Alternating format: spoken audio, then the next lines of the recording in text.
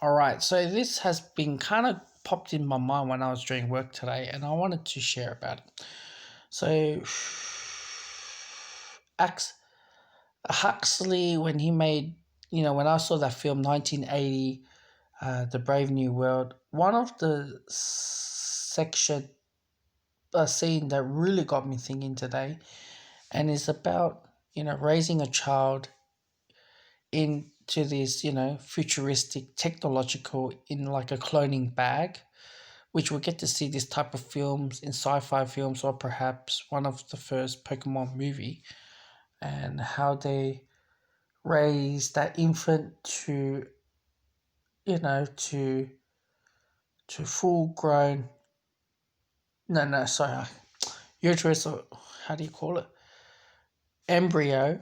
How do you make that embryo grow to an infant, right?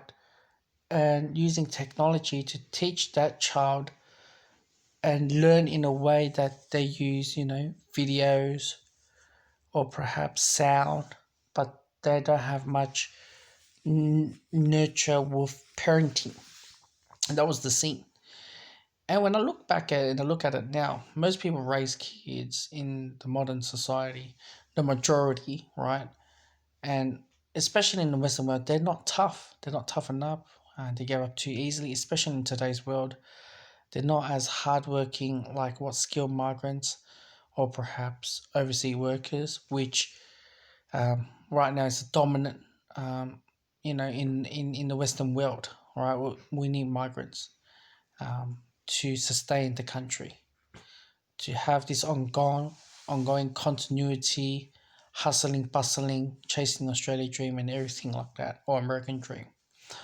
But what I watched, saw that film, and made me think of, you know, the way how they taught the kids, and taught them when they grow up. They make sure that they